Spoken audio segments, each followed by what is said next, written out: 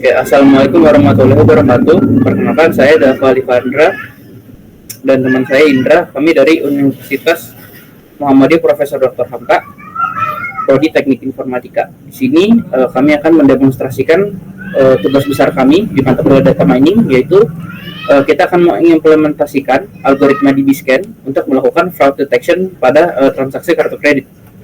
Jadi fungsinya itu untuk melihat anomali transaksi, yang dimana anomali transaksinya itu akan dicurigai sebagai mungkin entah entah kartu kreditnya dihack atau ada kesalahan penggunaan seperti itu.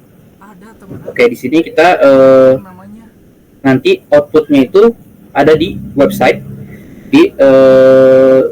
tapi websitenya itu kita belum bisa deploy ke hosting. Jadi di sini kita masih run di localhost. Kenapa tidak bisa di hosting? Karena di sini kita punya data itu terlalu besar, datanya ada 700.000. Karena ini masih tahap pertama, jadi datanya itu masih harus dibawa gitu, masih harus masuk di backend-nya. Mungkin untuk pengembangan selanjutnya, agar aplikasinya bisa di hosting juga, mungkin datanya tidak perlu lagi dibawa di servernya. Jadi nanti saat ada user menggunakan aplikasinya, dia bisa upload aja datanya gitu, sehingga kan aplikasinya akan jadi lebih enteng dan nanti bisa di-upload ke hosting. Di sini saya sudah coba pakai ke Vercel, tapi ternyata masih gagal. Mungkin itu adalah pengembangan berikutnya. Nah, kita masuk ke pembahasan codingnya. Di sini ini adalah training datanya.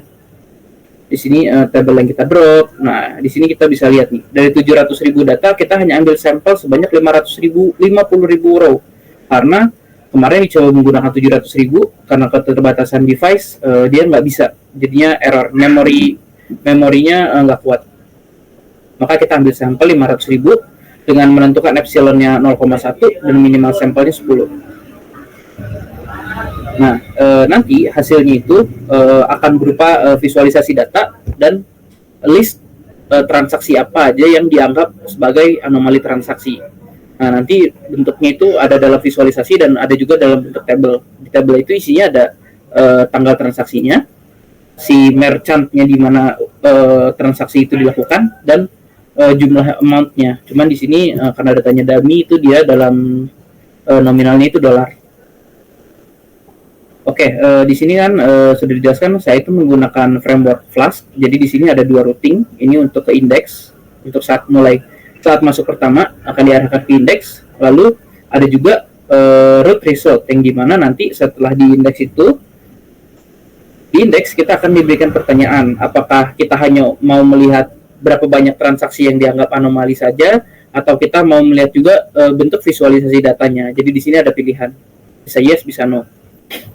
Lalu di result nanti jika yes, dia akan menampilkan hasil dari visualisasi datanya, yang dimana visualisasi datanya itu diubah menjadi base 64. Nah, di sini hasil tabel keluarnya. Nah, di sini kita menggunakan metode get ya. Karena dari front end-nya kita ngambil get, dari back end-nya itu dia pakai metode post. Seperti itu. Oke, mungkin akan saya langsung lanjut ke demo website-nya. Nah, karena ini masih tahap pertama, jadi website-nya belum kita atur estetikanya. Ini masih sederhana sekali, cuman udah bisa berfungsi dengan cukup baik. Di sini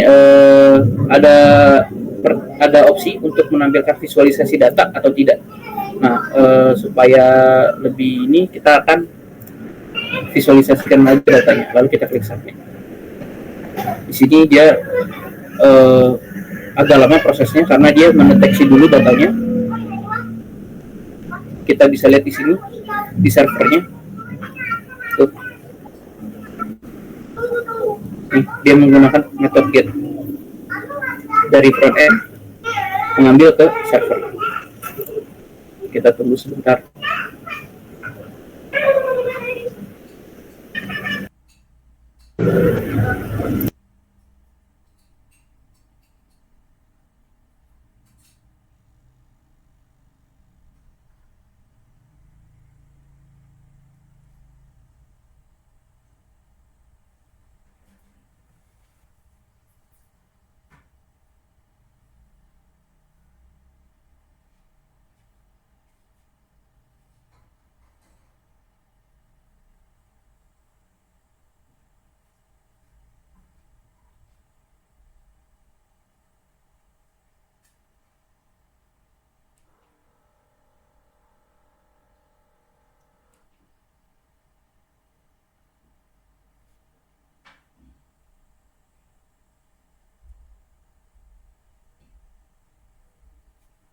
Baik, nah ini seperti ini hasilnya.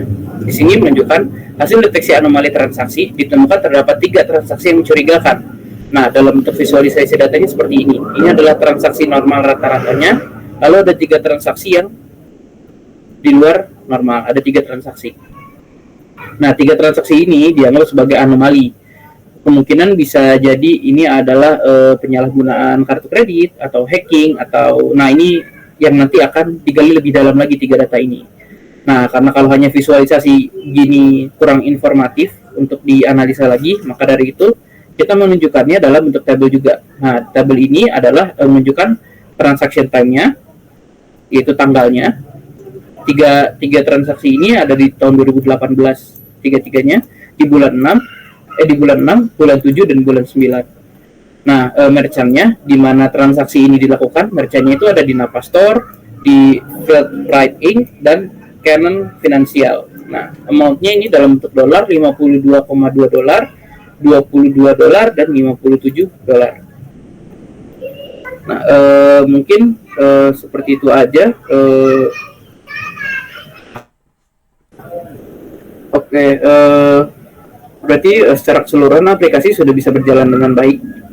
Dan mungkin untuk saran pengembangannya agar tidak hanya satu data yang dideteksi, mungkin kita bisa nanti ke depannya mengembangkan fitur untuk upload data di sini. Jadi user lain bisa mengupload datanya dan nanti sistem akan mendeteksi apakah data yang diupload dari user itu memiliki anomali transaksi atau enggak. Jadi aplikasinya nanti bisa jadi lebih bermanfaat. Mungkin seperti itu aja penjelasan dari hasil demo kelompok kami. Kurang lebihnya mohon maaf. Wassalamualaikum warahmatullahi wabarakatuh.